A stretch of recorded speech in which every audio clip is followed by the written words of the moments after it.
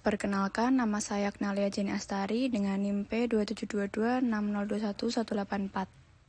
Saya Alia Karimah Nur Azizah, NIM P2722202118. Perkenalkan, saya Anissa Nur Fadilah dengan NIM P27226021187. Perkenalkan, nama saya Anggita Windia Sinta, kelas D4A Fisioterapi dengan NIM P27226021186. Baik, di sini kami akan menjelaskan mengenai etika profesi.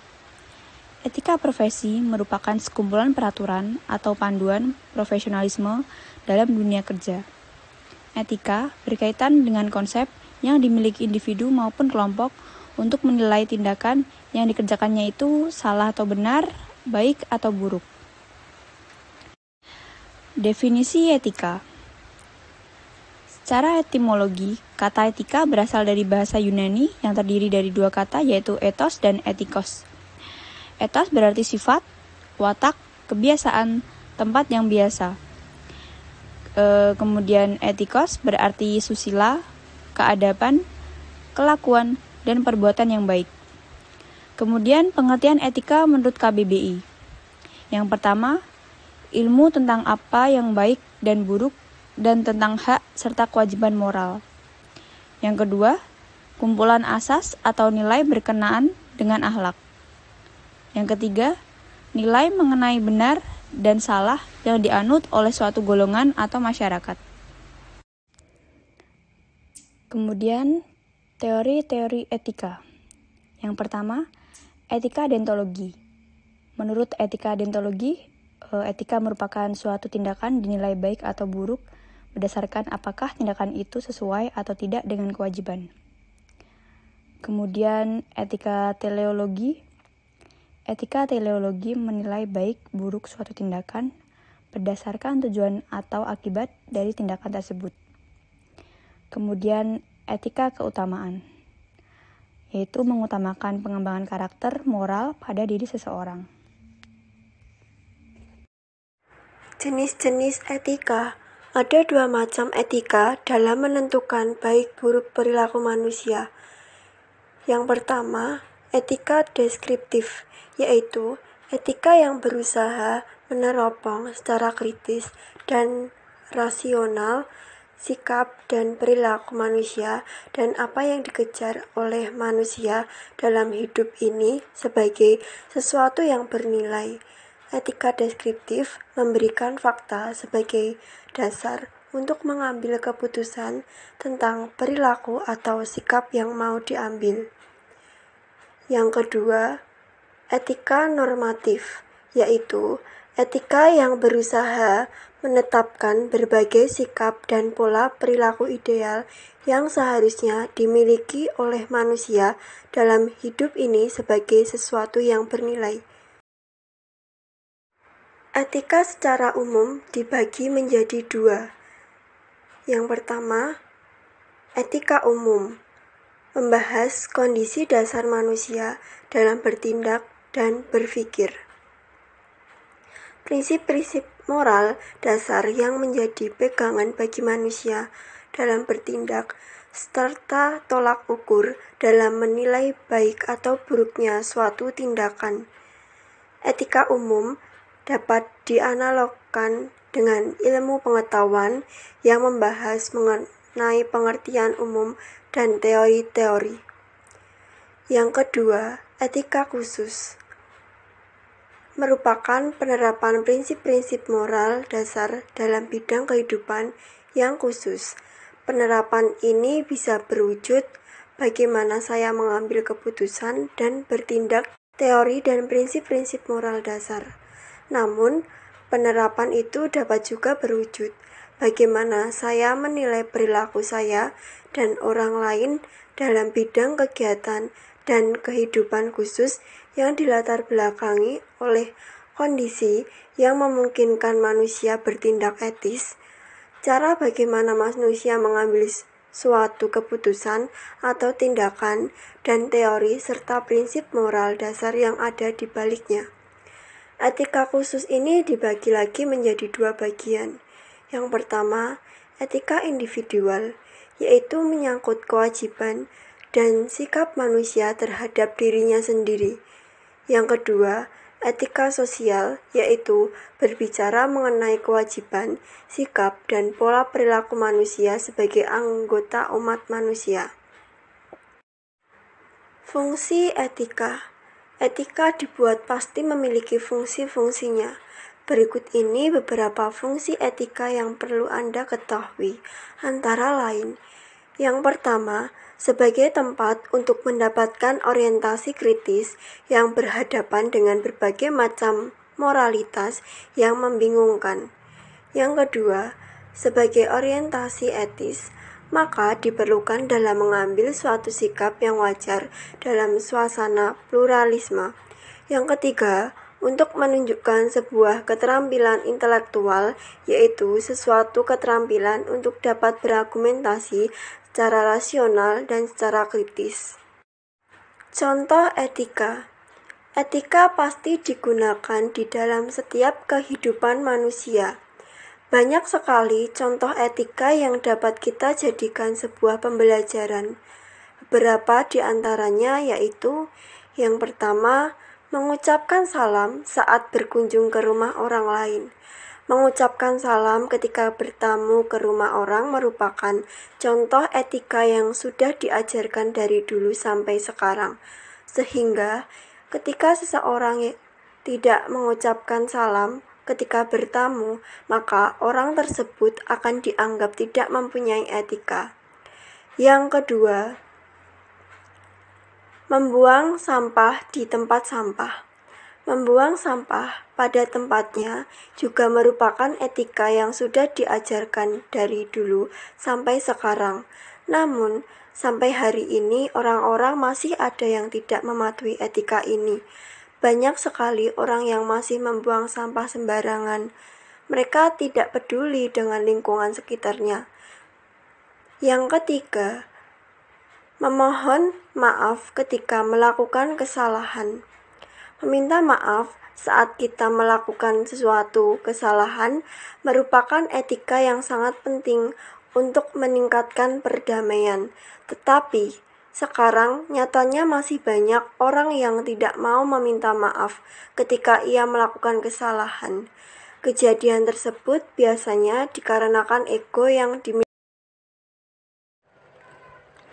Kasus terkait etika kesehatan. Menurut Kamus Bahasa Besar Indonesia, kasus adalah keadaan yang sebenarnya dari suatu urusan atau perkara, keadaan atau kondisi khusus yang berhubungan dengan seseorang atau suatu hal soal perkara.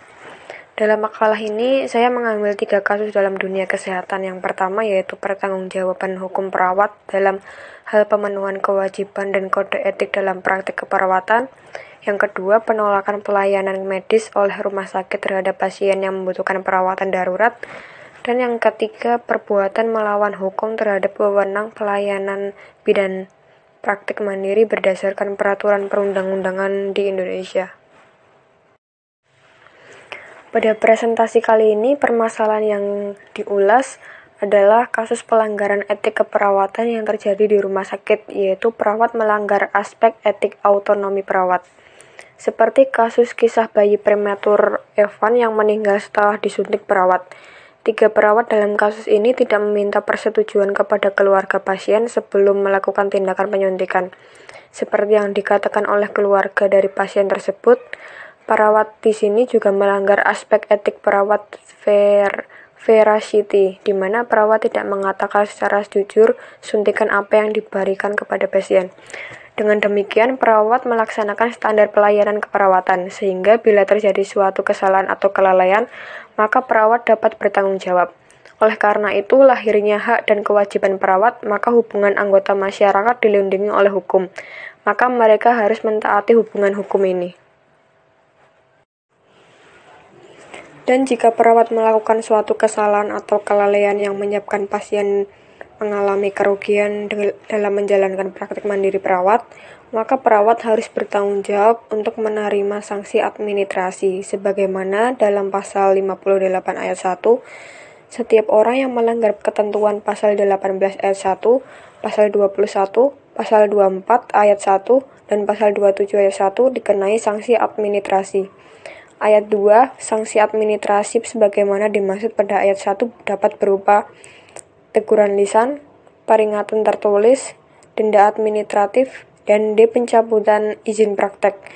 Ayat ketiga, ketentuan lebih lanjut mengenai tata cara pengenaan sanksi administratif sebagaimana dimaksud pada ayat 2 diatur dengan peraturan pemerintah. Cara penyelesaian kasus etika. Setiap fasilitas pelayanan kesehatan yang tidak melaksanakan ketentuan pasal 26 ayat 2, pasal 53 ayat 1, pasal 70 ayat 4, dan pasal 74 dikenai sanksi administratif. Pemerintah daerah provinsi dan pemerintah daerah kabupaten atau kota sesuai dengan kewenangannya memberikan sanksi administratif kepada tenaga kesehatan dan fasilitas pelayanan kesehatan sebagaimana dimaksud pada ayat 1 dan ayat 2. 4 sanksi administratif sebagaimana dimaksud pada ayat 1 dapat berupa A. Teguran lisan, B. Peringatan tertulis, C. Denda administratif, atau D. Pencabutan izin. 3 prinsip etik penelitian. Yang pertama yaitu respect for person, menghormati harkat martabat manusia sebagai pribadi yang mempunyai kebebasan bertanggung jawab terhadap keputusan sendiri. Yang kedua yaitu benefit and non-malevolence, prinsip berbuat baik dan tidak merugikan. Dan yang ketiga justice, prinsip etik keadilan. Definisi profesi.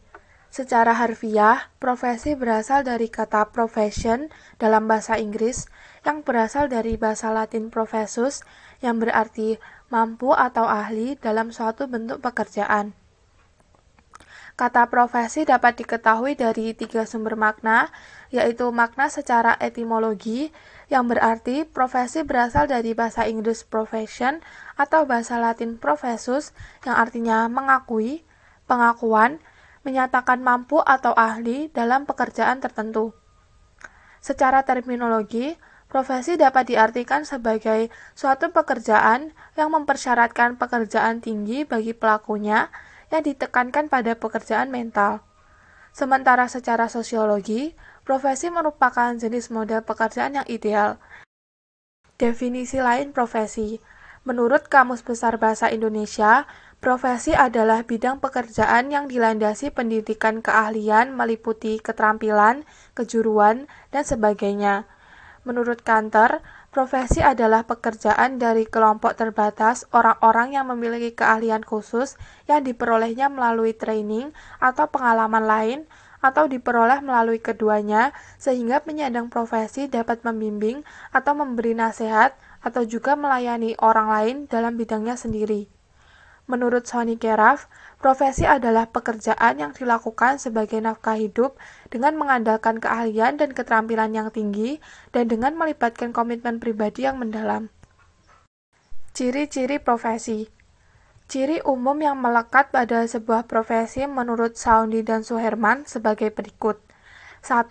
Adanya keahlian dan keterampilan yang didapatkan dari pendidikan, pelatihan, dan pengalamannya selama bertahun-tahun sehingga memiliki pengetahuan khusus terhadap bidang tertentu. 2. Adanya standar moral yang tinggi dan kaidah tertentu sehingga pelaku profesi harus mengikuti kaidah yang ada dengan melakukan aktivitas berdasarkan kode etik profesi.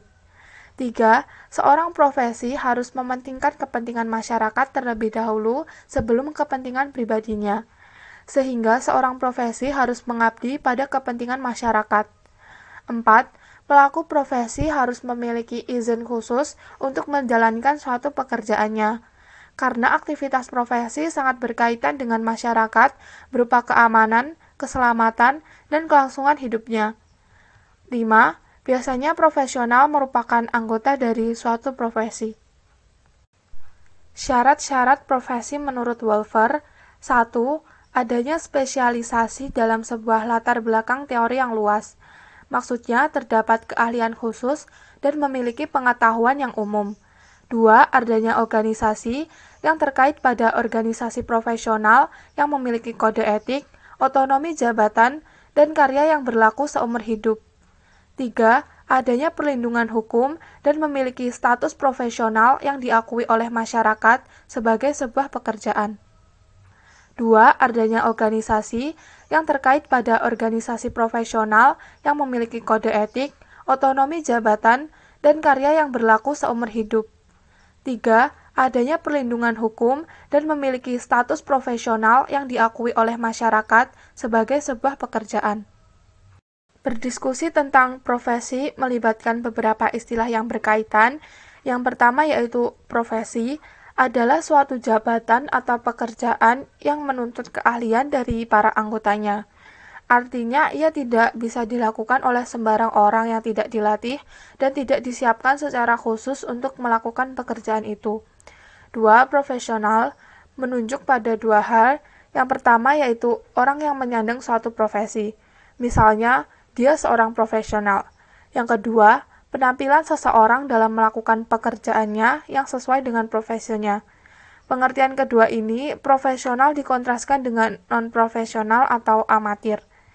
3. Profesionalisme menunjuk kepada komitmen, teori, atau paham para anggotanya untuk meningkatkan kemampuan profesionalnya dan terus-menerus mengembangkan strategi-strategi yang digunakannya dalam melakukan pekerjaan yang sesuai dengan profesinya.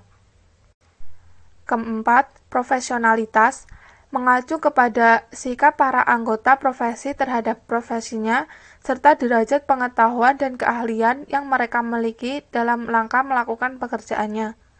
5. Profesionalisasi menunjuk pada proses peningkatan kualifikasi maupun kemampuan para anggota profesi dalam mencapai kriteria yang standar dalam penampilannya sebagai anggota suatu profesi.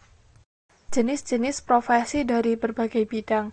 Di sini kami mengambil beberapa contoh dari setiap bidang. 1. Bidang hukum, contohnya pengacara, hakim, jaksa, notaris. 2. Bidang kesehatan, contohnya fisioterapis, dokter, perawat. 3. Bidang pendidikan, contohnya guru, dosen, tutor, konselor. 4. Bidang keuangan, contohnya konsultan keuangan, akuntan, audit. 5. Bidang militer, contohnya militer profesional, militer praetorian. 6. Bidang teknik, contohnya teknik sipil, teknik informatika, dan teknik mesin. Selanjutnya yaitu profesi fisioterapi. Pengertian fisioterapi sendiri adalah pelayanan kesehatan yang ditujukan kepada individu dan atau kelompok untuk memelihara dan memulihkan gerak fungsi tubuh sepanjang rentang kehidupan dengan menggunakan penanganan secara manual, peningkatan gerak, peralatan mekanik, pelatihan fungsi, dan komunikasi. Berikut tentang spesialisasi pada fisioterapi. 1. Fisioterapi muskuloskeletal berhubungan dengan masalah otot dan tulang serta jaringan sekitarnya. Sebagai contoh, patah tulang, postur tubuh yang buruk, pengapuran sendi, dan pengeroposan tulang. 2. Fisioterapi neuromuskular, yaitu gangguan fungsi dan gerak yang berkaitan dengan kerusakan pada sistem saraf. Sebagai contoh, penyakit stroke, Parkinson, penjepitan saraf, dan vertigo. 3. Fisioterapi pediatri, yaitu fisioterapi yang ditujukan kepada pasien anak. Umumnya diberikan kepada anak dengan masalah berupa gangguan fungsi dan gerak akibat keterlambatan perkembangan secara motorik, baik motorik kasar maupun motorik halus.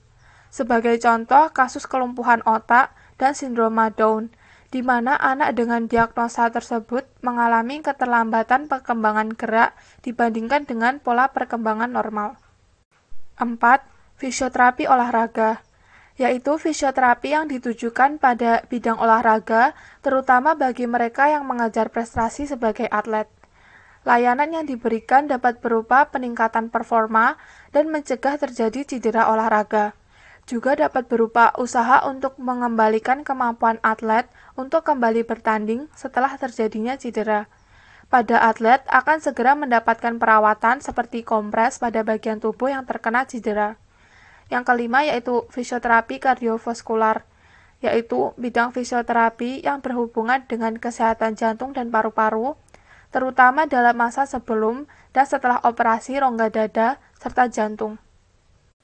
Yang keenam, fisioterapi geriatri, yaitu fisioterapi yang berhubungan dengan masalah-masalah yang berkaitan dengan penuaan. Diberikan pada pasien yang telah berusia lanjut yang memiliki penyakit tertentu seperti stroke, penyakit dalam seperti ginjal. Fisioterapi diberikan setelah operasi atau masa pemulihan dengan memberikan pelatihan gerakan ringan seperti berjalan, gerakan tangan, dan lain-lain.